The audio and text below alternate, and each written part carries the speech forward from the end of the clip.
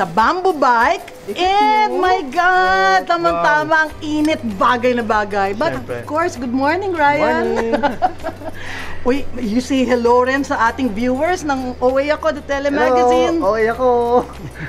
Saan ka papunta? Papunta sana ako ng Cubao to deliver this drink for ito yung ginagawa ninyo ni Ferch, no? Yes, yung ano? turmeric tea. Perfect, di ba? Ang init ng panahon at saka para matuto yung ating mga televiewers kung anong pwede nila inegosyo. Hindi lang yun. Aalamin natin anong kwento nila ni Ferch. Okay, samahan niyo po kami sa loob. Lera?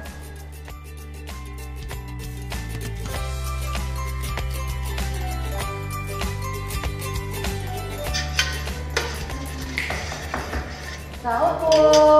Come in! Hello, Alam mo, nagpaimbita kami kay Ryan na pumasok dito. Nasa Dubong namin, magdi-deliver siya. Eh, syempre, di sarap na sarap kami sa locality. Inisip namin, ipakwento natin ang story ng locality na to. Okay. Well, sige. Let's start. Dati hindi ko alam ang turmeric. Ang alam ko lang luya. Turmeric is the luyang dilaw. Actually, I'm sure nakikita mo yan dati parang ako, pero hindi ko pinapansin. Mismo. Pagkatapos, so, nung time na yon, namamalengke ako. Medyo mahal yung presyo ng luya. So, sabi ko, parang ang hirap naman maggawa ng lutong may luya. So, mga tinola. Tinola, ganyan. So, sabi ko, nung nakita ko na 300 ang kilo, sabi ko, mahal, never mind. Pero next to it, meron ako nakitang bilao. Ganon, mas maliliit ang luya. So, akala ko, pwede siya. Kasi sobrang niyang mura lang siya. So, bumili ako to try. But then, excited ako when I got home. Sabi ng helper ko, sabi na ako, Ferch, hindi yan pwede. Kasi iba lasa niya. Hindi siya pang tinola. Oo. So, sabi ko nga, ay, sayang naman ang binili ko. Magkano? 50 pesos lang. Pero sayang pa rin. So, hindi ko magagamit. So, what I did, I looked up in the internet and see what I can do with turmeric. And then, yun nga, nakita ko daming recipes, ganyan. Meron ako nakita, recipe for tea. Sabi ko, baka pwede kong i-brew. Kasi, I read also that it comes with a lot of benefits. So, why not, try it? So, I did it, I made it. So, excited ako. Pagtikim ko, ay, hindi ko gusto. Healthy! Pero healthy. So, one time lang, naisipan ko lang, meron akong ready na brew. So, nilagyan ko siya ng kalamansi. I had honey with me.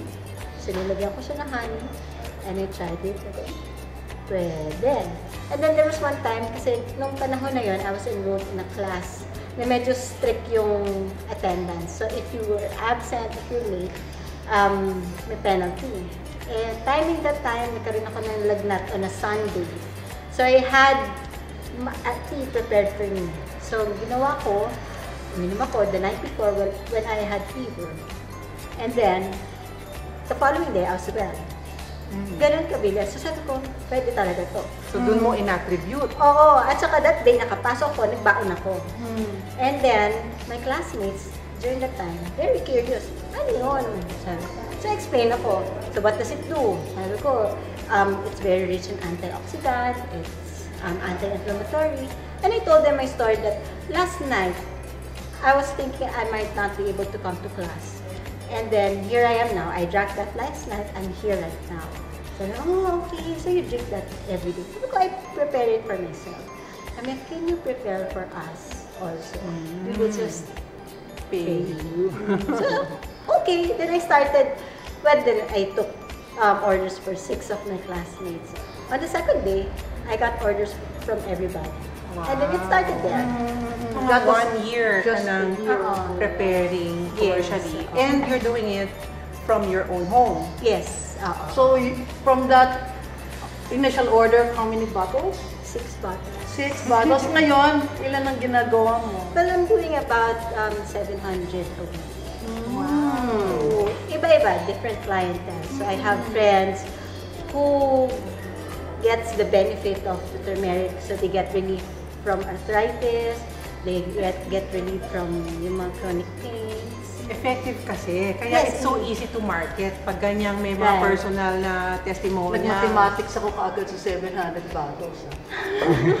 Yeah, pero Sa 30 na lang, sa 30 na lang na net niya. O di, that's 21 a week. Right. That you can do from the house, di ba? yeah, but more than that, yung benefits kasi nito, napaka-importante and I don't think you can put a value to that. Pwede siyang cosmetic. Kasi nga, ginagamit siya as dye. Pwede siyang pan-dye. Hindi lang ng Maganda kamay. kulay niya actually eh. Zeus, nakikilala mo tong mga to? Actually, medyo familiar po sila sa akin. Ito. Ano ito? Lemongrass. Yes, tanglad. Tanglad. Meron din tayong dalandan. Ano, ito, pandan, and Calamansi. yan yung mga flavors Flavors. ngayon.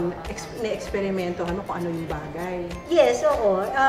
Pero generally, kahit ano pwede mong yes, isama. oo. It's just that, well, if you know of our brand name, Locality, we wanted to advocate, our pride for local products, for locally Ingredients, sourced ingredients. Ako, I have always been grateful about having known Spread Organic Agriculture in the Philippines. It's nice to get help. At the same time, it's nice to help back to those who were once like me. And we learn from each other non-stop yon. True. At saka, we can't also do this alone. We do collaborative work with the Yes, Department of yes, Agriculture. Yun ang malaking tulong din sa atin, di ba? Yes. That's why we want to continue in reaching out to those who we want to reach out to.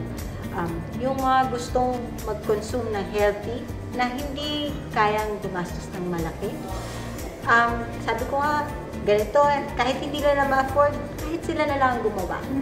Take one piece of the root, brew it in a pot, put some pepper. Kasi the pepper, it increases the absorption of the property of turmeric called curcumin. Yun yung